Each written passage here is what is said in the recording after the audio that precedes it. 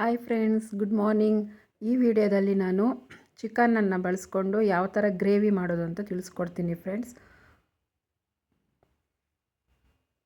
ನೋಡಿ, ಮೊದಲಿಗೆ ನಾನು 1 kg ಆಗೋಷ್ಟು ಚಿಕನನ್ನು, ದೊಡ್ಡ ಬಾಯ್ಲರ್, ಇದು ಸ್ವಲ್ಪ ಗಟ್ಟಿ ಇರುತ್ತೆ, ಇದನ್ನು ನೀಟಾಗಿ 2-3 ಸಲ ತೊಳೆದು ಈ ಥರ ಇಟ್ಕೊಂಡಿದ್ದೀನಿ. ನೋಡಿ ಫ್ರೆಂಡ್ಸ್, ಮಸಾಲೆಗೆ ಏನು ಬೇಕು ಅಂತಂದರೆ, ಒಂದು ಸಣ್ಣ ಟೊಮೆಟೊನ ತೊಗೊಂಡಿದ್ದೀನಿ, 1 ಹಿಡಿಯಷ್ಟು ಬೆಳ್ಳುಳ್ಳಿ ತೊಗೊಂಡಿದ್ದೀನಿ, ಶುಂಠಿ ತೊಗೊಂಡಿದ್ದೀನಿ, ಹಾಗೆ ಈರುಳ್ಳಿ ಒಂದು ಸಣ್ಣ ಸೈಜಷ್ಟು ಹಚ್ಚಿಟ್ಕೊಂಡಿದ್ದೀನಿ, 4 ಚಕ್ಕೆನ ತೊಗೊಂಡಿದ್ದೀನಿ, ಮತ್ತು 4 ಲವಂಗವನ್ನು ತೊಗೊಂಡಿದ್ದೀನಿ. 1 kg ಆಗೋಷ್ಟು ಮಸಾಲೆನ ನಾನು ಹೇಳ್ತಾ ಇದ್ದೀನಿ ಫ್ರೆಂಡ್ಸ್. ನೋಡಿ, ಕೊತ್ತಂಬರಿ ಪುದೀನವನ್ನು ಈ ಥರ ತೊಳೆದುಬಿಟ್ಟು ಹಚ್ಚಿಟ್ಕೊಂಡಿದ್ದೀನಿ, ಮತ್ತು ಕೊಬ್ಬರಿ ತುರಿಯನ್ನು 1 ಹಿಡಿಯಷ್ಟು ತೊಗೊಂಡಿದ್ದೀನಿ. ನೋಡಿ, ಮತ್ತು ಧನಿಯಾ ಪೌಡರ್ 2 ಸ್ಪೂನಷ್ಟು ತೊಗೊಂಡಿದ್ದೀನಿ. ಚಿಲ್ಲಿ ಪೌಡರ್, ಮತ್ತು ಎಷ್ಟು ಖಾರಕ್ಕೆ ಎಷ್ಟು ಬೇಕು ಅಂತ ತೊಗೋಬೇಕು ನಾವು ನೋಡಿಕೊಂಡು. ನಾನು ಕಲ್ಲುಪ್ಪನ್ನ ಸ್ವಲ್ಪ ತೊಗೊಂಡಿದ್ದೀನಿ, ಮತ್ತು ಒಗ್ಗರಣೆಗೆ ಈರುಳ್ಳಿಯನ್ನು ತೊಗೊಂಡಿದ್ದೀನಿ, ಸಣ್ಣಕ್ಕೆ ಈ ಥರ ಹಚ್ಚಿಬಿಟ್ಟು ಇಟ್ಕೋಬೇಕು.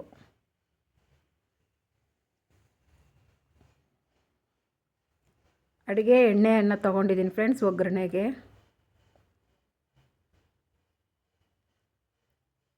ಬನ್ನಿ ಫ್ರೆಂಡ್ಸ್, ಹೇಗೆ ಮಾಡೋದು ಈ ಒಂದು ಚಿಕನ್ ಗ್ರೇವಿ ಅಂತ ನೋಡೋಣ. ಮೊದಲಿಗೆ ನಾನು ಸ್ಟವ್ ಹಚ್ಚಿಟ್ಕೊಂಡಿದ್ದೀನಿ, ಹಾಗೆ ಒಂದು ಬಾಣಲೆಯನ್ನು ಇಟ್ಕೊಂಡಿದ್ದೀನಿ. ಇದು ಸ್ವಲ್ಪ 1 ಟೇಬಲ್ ಸ್ಪೂನಷ್ಟು ಎಣ್ಣೆಯನ್ನು ಬಳಸ್ಕೊಂಡು ನಾವು ಈ ಒಂದು ಮಸಾಲೆ ಐಟಮ್ನ ನಾವು ಸ್ವಲ್ಪ ಫ್ರೈ ಮಾಡ್ಕೋಬೇಕು. ಹಸಿ ಮಸಾಲೆನೂ ಹಾಕಿ ಮಾಡ್ಬೋದು. ನಾನು ಈ ಥರ ವೆರೈಟಿಯಾಗಿ ಸ್ವಲ್ಪ ಯೂನಿಕ್ಕಾಗಿರುತ್ತೆ ಅಂದ್ಬಿಟ್ಟು ಈ ಥರ ತೋರಿಸ್ತಾ ಇದ್ದೀನಿ ಫ್ರೆಂಡ್. ಈ ಥರ ನಮ್ಮ ಮನೇಲಿ ಮಾಡಿದ್ರೆ ತುಂಬಾ ಇಷ್ಟಪಟ್ಟು ತಿಂತಾರೆ. ಚಪಾತಿಗಾಗ್ಬೋದು, ರೊಟ್ಟಿಗಾಗ್ಬೋದು, ಮುದ್ದೆಗೂ ತುಂಬ ಚೆನ್ನಾಗಿರುತ್ತೆ. ನೋಡಿ ಫ್ರೆಂಡ್ಸ್, ನಾನು ಬೆಳ್ಳುಳ್ಳಿನ ಮತ್ತು ಶುಂಠಿಯನ್ನು ಹಾಕ್ಕೊತಾ ಇದ್ದೀನಿ. ಅದು ಸ್ವಲ್ಪ ಫ್ರೈ ಮಾಡೋಣ.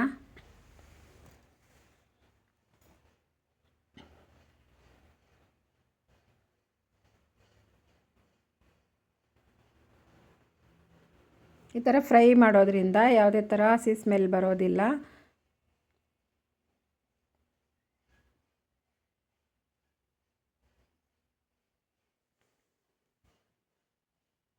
ಮತ್ತು ಇದಕ್ಕೆ ನಾನು ಹಚ್ಚಿಟ್ಕೊಂಡಿರೋ ಅಂಥ ಒಂದು ಟೊಮೆಟೊನ ಸೇರಿಸ್ತಾ ಇದ್ದೀನಿ.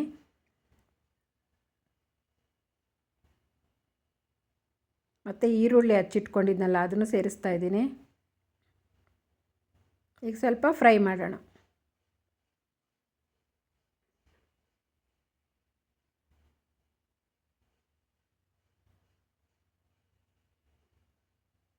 ತುಂಬಾ ಚೆನ್ನಾಗಿರುತ್ತೆ ಫ್ರೆಂಡ್ಸ್. ಈ ಗ್ರೇವಿ ನಮ್ಮ ಮನೆಯಲ್ಲಿ ಅವಾಗವಾಗ ಮಾಡ್ತಾ ಇರ್ತೀವಿ. ನಮ್ಮ ಮಕ್ಕಳು ಇಷ್ಟಪಟ್ಟು ತಿಂತಾರೆ. ಮುದ್ದೆಗೆ ಅಂದ್ಬಿಟ್ಟು ನಾನು ಸ್ವಲ್ಪ ತೆಳ್ಳಕ್ಕೆ ಮಾಡ್ಕೊತೀನಿ. ಇನ್ನೂ ಬೇಕು ಅಂದರೆ ಫ್ರೈ ಥರ ಸ್ವಲ್ಪ ಗಟ್ಟಿಗೂ ಮಾಡ್ಕೋಬೋದು.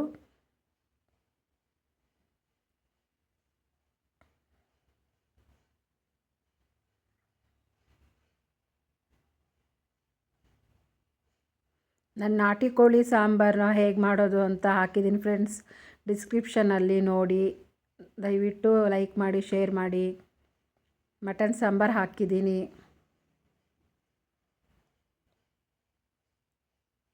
ಈ ಸಲ ಈ ಥರ ಮಾಡಿ ಹಾಕ್ತಾಯಿದ್ದೀನಿ. ತುಂಬಾ ಚೆನ್ನಾಗಿರುತ್ತೆ. ಒಂದು ಸಲ ಮನೆಯಲ್ಲಿ ಮಾಡಿ ಟ್ರೈ ಮಾಡಿ, ಲೈಕ್ ಮಾಡಿ, ಶೇರ್ ಮಾಡಿ. ನೋಡಿ, ಮತ್ತು ಚಕ್ಕೆಯನ್ನು 4 ಮತ್ತು ಲವಂಗವನ್ನು 4 ತೊಗೊಂಡಿದ್ದೆ, 2 ಸೇರಿಸಿ ನಾನು ಅದಕ್ಕೆ ಹಾಕ್ತಾಯಿದ್ದೀನಿ.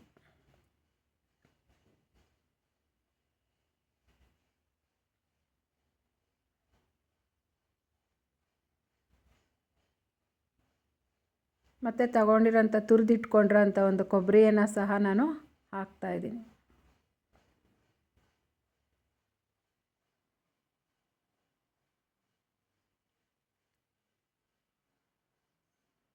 ನೋಡಿ ಫ್ರೆಂಡ್ಸ್, ಈ ಥರ ಆಗಿದೆ.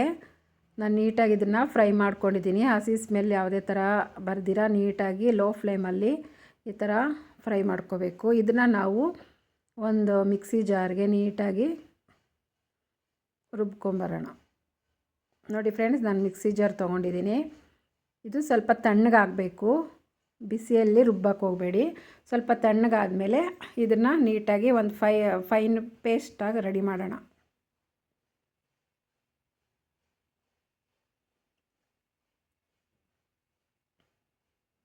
ನೋಡಿ ಫ್ರೆಂಡ್ಸ್, ಆಗಿದೆ ನೋಡಿ. ಈ ಥರ ನಾನು ರುಬ್ಬಿಟ್ಕೊಂಡಿದ್ದೀನಿ.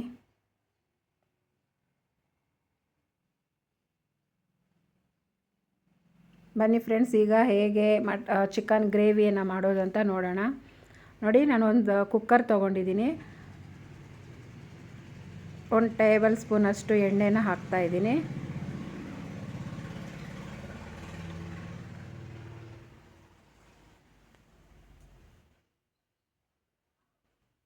ಎಣ್ಣೆ ಸ್ವಲ್ಪ ಬಿಸಿ ಆದಮೇಲೆ ನಾವು ಈರುಳ್ಳಿಯನ್ನು ಹಾಕ್ಕೋಬೇಕು.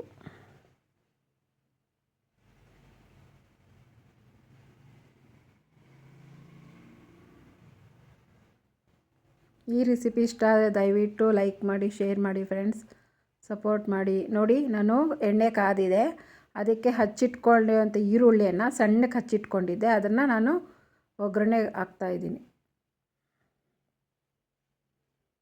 ಇದು ನಾವು ಕುಕ್ಕರಲ್ಲೇ ಮಾಡ್ಕೋಬೋದು ಫ್ರೆಂಡ್ಸ್, ಯಾಕಂದರೆ ಸಣ್ಣ ಬಾಯ್ಲರ್ ಆದರೆ ನಾವು ಒಂದು ಬಾಣಲಿ ಅಥವಾ ತವಾದಲ್ಲಿ ಮಾಡ್ಕೊಬೋದು, ಕಡಾಯಲ್ಲಿ ಮಾಡ್ಕೊಬೋದು. ಬಟ್ ಇದರಲ್ಲಿ ಸ್ವಲ್ಪ ಗಟ್ಟಿ ಇರುತ್ತಲ್ಲ, ಸೊ ಕುಕ್ಕರ್ಗೆ ಹಾಕಿ ವಿಸಿಲ್ ಹಾಕ್ಸಿದ್ರೆ ತುಂಬಾ ಚೆನ್ನಾಗಿರುತ್ತೆ. ನಾನು ಕುಕ್ಕರಲ್ಲಿ ಮಾಡಿ ತೋರಿಸ್ತಾ ಇದ್ದೀನಿ. ಸ್ವಲ್ಪ ಫ್ರೈ ಆಗೋವರೆಗೂ ಸ್ವಲ್ಪ ಇರಬೇಕು.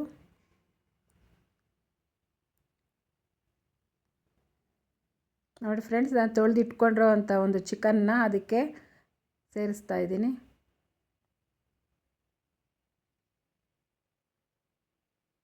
ಗ್ರೇವಿಗೆ ಸ್ವಲ್ಪ ಪೀಸ್ ದೊಡ್ಡದಾಗಿ ಇರಬೇಕು.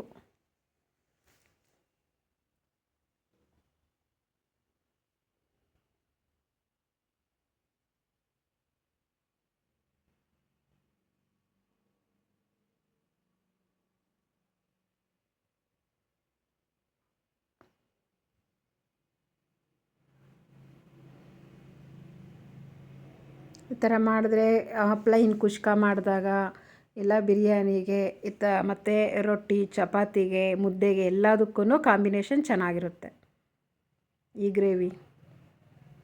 ನೋಡಿ ಫ್ರೆಂಡ್ಸ್, ನಾನು ಸ್ವಲ್ಪ ಫ್ರೈ ಮಾಡ್ಕೊತಾ ಇದ್ದೀನಿ.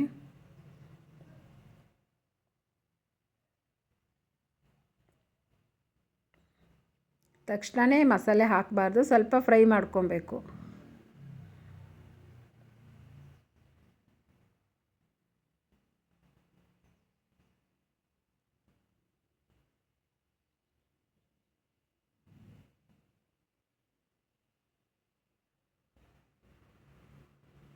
ಸ್ವಲ್ಪ ಫ್ರೈ ಮಾಡ್ಕೊಳ್ಳೋಣ ಫ್ರೆಂಡ್ಸ್. ಸ್ವಲ್ಪ ಅದು ನೀರಾಂಶ ಎಲ್ಲ ಬಿಟ್ಕೊಳ್ಳೋ ಥರ ಸ್ವಲ್ಪ ಕುದಿಸೋಣ. ನೋಡಿ, ಈಗ ಕುದೀತಿದೆ.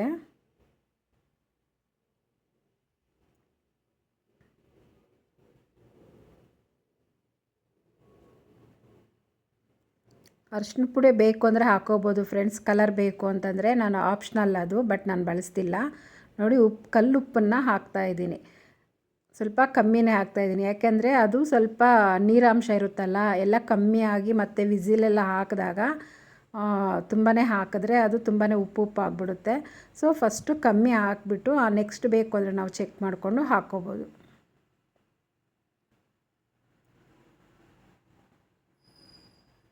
ಈಗ ಒಂದು 5 ನಿಮಿಷ ಫ್ರೈ ಮಾಡೋಣ ಫ್ರೆಂಡ್ಸ್.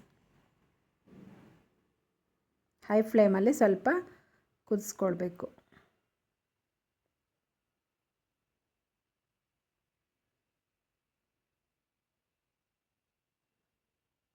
ನೋಡಿ ಫ್ರೆಂಡ್ಸ್, ಅದು ಆಗಿದೆ. ನಾನೀಗ ಧನಿಯಾ ಪುಡಿ ಮತ್ತು ಚಿಲ್ಲಿ ಪೌಡರ್ನ ಅದರೊಳಕ್ಕೆ ಸೇರಿಸ್ತಾ ಇದ್ದೀನಿ.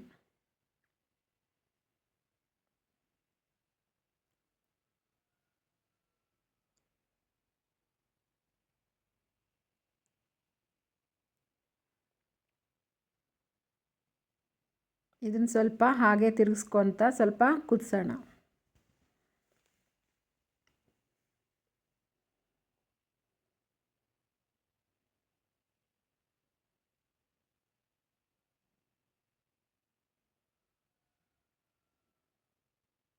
ಈ ಮಸಾಲೆ ಎಲ್ಲ ಪೀಸ್ಗೂ ಅಂಟುತ್ತೆ ಫ್ರೆಂಡ್ಸ್. ಉಪ್ಪು, ಖಾರ, ಮಸಾಲೆ ಎಲ್ಲ ನೀಟಾಗಿ ಅದು ಪೀಸಸ್ಗೆಲ್ಲ ನೀಟಾಗಿ ಅಂಟುತ್ತೆ. ಅದಕ್ಕೋಸ್ಕರ ಸ್ವಲ್ಪ ಫ್ರೈ ಮಾಡ್ಕೊಳ್ಳೋಣ. ನೋಡಿ ಫ್ರೆಂಡ್ಸ್, ನಾನು ರುಬ್ಬಿರುವಂಥ ಒಂದು ಮಸಾಲೆಯನ್ನು ಹಾಕ್ತಾಯಿದ್ದೀನಿ. ಕನ್ಸಿಸ್ಟೆನ್ಸಿ ನಾವು ನೋಡ್ಕೊಂಡು ಬೇಕಾದ್ರೆ ಇನ್ನೂ ಸ್ವಲ್ಪ ತೆಳ್ಳಕ್ಕಿರಬೇಕು ಅನ್ನೋದಾದರೆ ನೀರು ಬೆರೆಸ್ಕೋಬೋದು. ನಾನು ಸ್ವಲ್ಪ ಮಂದಕ್ಕೆ ಇರಲಿ ಅಂತ ಜಾಸ್ತಿ ನೀರು ಹಾಕ್ತಾಯಿಲ್ಲ.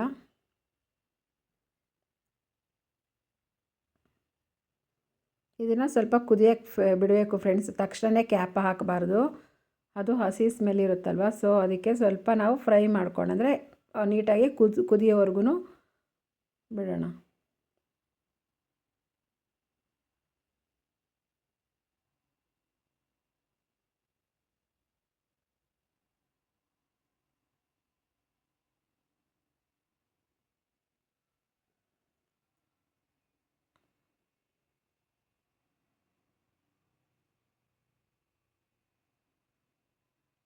ಕುದಿಯೋಕ್ಕೆ ಸ್ಟಾರ್ಟ್ ಆಗಿದೆ ಫ್ರೆಂಡ್ಸ್. ಮನೆಯಲ್ಲಿ ದಿಢೀರ್ ಅಂತ ಮಾಡ್ಕೊಬೋದು ಫ್ರೆಂಡ್ಸ್. ಯಾವುದೇ ಥರ ಜಾಸ್ತಿ ರಿಸ್ಕ್ ಅನಿಸಲ್ಲ ಈ ಗ್ರೇವಿ. ಈ ಥರನೂ ಒಂದು ಸಲ ಟ್ರೈ ಮಾಡಿ, ಹೇಗಿದೆ ಕಮೆಂಟ್ ಮಾಡಿ. ನಾನು ಈ ಪುದೀನ ಮತ್ತು ಕೊತ್ತಂಬರಿ ಸೊಪ್ಪನ್ನ ರುಬ್ಬಿ ಹಾಕ್ತಾಯಿಲ್ಲ. ಈ ಥರ ನೋಡಿ ಹಚ್ಚಿಟ್ಕೊಂಡಿದ್ದೀನಿ ಸಣ್ಣಕ್ಕೆ, ಅದ್ರ ಮೇಲೆ ಹಾಕ್ತಾಯಿದ್ದೀನಿ. ಈಗ ಹಾಕೋದ್ರಿಂದ ಇದು ಒಂಥರ ಟೇಸ್ಟ್ ಚೆನ್ನಾಗಿರುತ್ತೆ ಫ್ರೆಂಡ್ಸ್. ರುಬ್ಬಿ ಹಾಕಿದ್ರೆ ಅದು ಸಾಂಬಾರು ಆಗಿಬಿಡುತ್ತೆ. ನಾನು ಈ ಥರ ಗ್ರೇವಿ ಅಂದ್ಬಿಟ್ಟು ಸ್ವಲ್ಪ ಹಾಗೇ ಹಾಕ್ತಾಯಿದ್ದೀನಿ.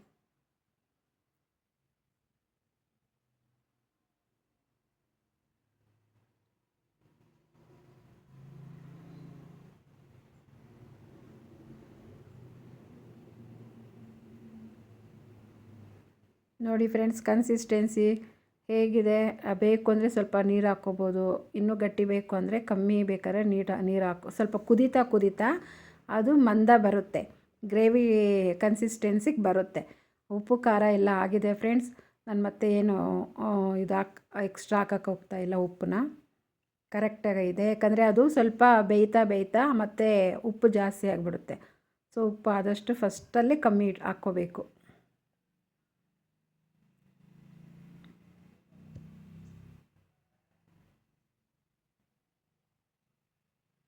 ನೋಡಿ ಫ್ರೆಂಡ್ಸ್, ಆಲ್ರೆಡಿ 50% ನೀಟಾಗಿ ಕುದೀತಾ ಇದೆ.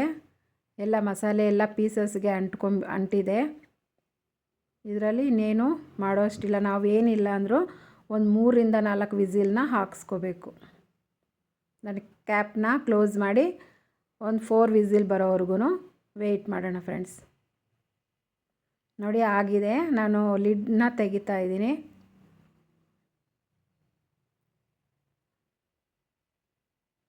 ನೋಡಿ ಫ್ರೆಂಡ್ಸ್, ನೀಟಾಗಿ ಮಸಾಲೆ ಎಲ್ಲನೂ ಫಸ್ಟಲ್ಲಿ ಹೇಗಿತ್ತು ಈಗ ಚೆನ್ನಾಗಿ ಎಣ್ಣೆ ಬಿಟ್ಕೊಂಡು ನೀಟಾಗಿ ಚಿಕನ್ ತುಂಬಾ ಚೆನ್ನಾಗಿದೆ.